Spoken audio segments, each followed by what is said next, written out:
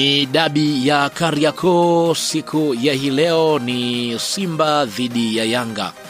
Simba ndio ambao wenyeji kwenye mchezo, na tunafahamu kwamba mechi iliyopita waliweza kuondoka na ushindi. Hivyo kwa upande wa klabu ya Simba wanasema kwamba bado wanahitaji kuondoka na ushindi kwa mara nyingine kwenye mchezo huo. Kwa upande wa mwalimu Steve Barker, ameandaa kikosi ambacho anaamini kwamba itakwenda kumpa matokeo mazuri, haswa kutokana na namna ambavyo wachezaji wanaingia kwenye mechi hiyo wakiwa na morali ya hali ya juu. Sasa kabla sijakwenda kukuangazia kikosi, nikukumbushe tu kwamba hii hapa ni Swahili Media. Kama bado hujaweza kusubscribe, basi nikuombe subscribe ili tuwe pamoja siku zote. Mimi naitwa Chicharito, karibu tuweze kuangazia kikosi kwa upande wa klabu ya Simba. Kwa upande wa golikipa yupo Djibril Kassali. Djibril Kassali, golikipa mwenye uwezo wa hali ya juu, aliweza kuonyesha performance nzuri kwenye mechi iliyopita.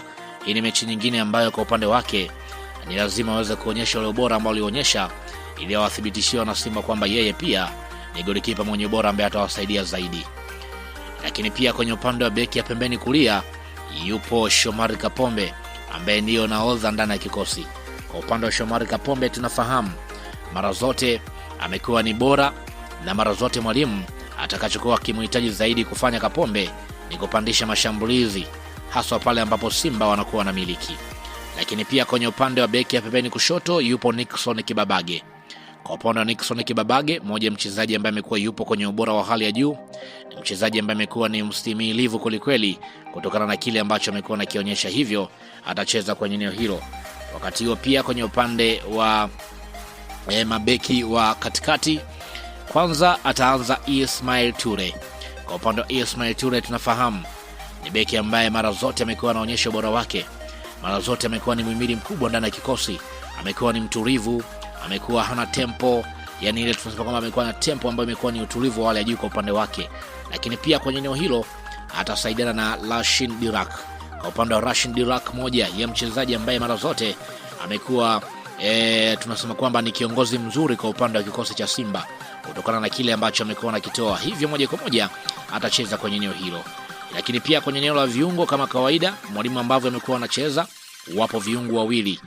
Kwanza moja kwa moja ataanza Yusuf Kagoma. Huyu ndiye funga kazi kwenye eneo la katikati, namna ambavyo amekuwa anakaba, namna ambavyo amekuwa anatuliza timu kwenye eneo hilo. Simba ukiona iko imara kwenye eneo la katikati, basi fahamu tuko upande wa Yusuf Kagoma, yupo kwenye ubora wa hali ya juu kwenye eneo hilo, maana kwamba atacheza moja kwa moja. Lakini pia atasaidiana na Alassane Kante. Kwa upande wa Alassane Kante, tunafahamu ni mchezaji ambaye tunasema kwamba upigaji wake wa pasi amekuwa na utulivu wa hali ya juu. Kocha kitu pekee ambacho atakuwa anakihitaji ni namna ambavyo atakuwa anasambaza mipira kwenye eneo la mbele. Lakini pia kiungo cha juu moja kwa moja kama kawaida yupo Kratos Chota Chama Mwamba Lusaka. Huyu ndiye ambaye alisababisha penalty kwenye mechi iliyopita baada ya kuonyesha ubora wa hali ya juu. Sasa huu ni wakati pia kwa upande wake kuendeleza ile wimbi ya kuonyesha wana Simba kwamba yeye ni mchezaji ambaye ni sahihi kwenye eneo hilo. Lakini pia Pape Gueye atatokea kwenye eneo la winga pembeni kulia. Kwa upande wa Pape Gueye, tunafahamu ni mchezaji ambaye amekuwa yupo kwenye ubora mara zote, mchezaji ambaye amekuwa akionyesha kwamba yeye ni mchezaji ambaye ni muhimu kwenye eneo hilo la pembeni.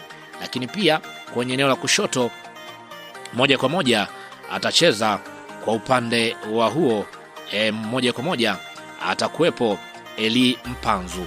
Eli Mpanzu, moja mchezaji ambaye amekuwa ni muhimu pia ndani ya kikosi kutokana na vile ambavyo amekuwa anacheza, maana kwamba mwalimu anakwenda kumtumia moja kwa moja kwenye eneo hilo kutokana na kasi yake na mikimbio yake ambayo imekuwa ni bora mara zote.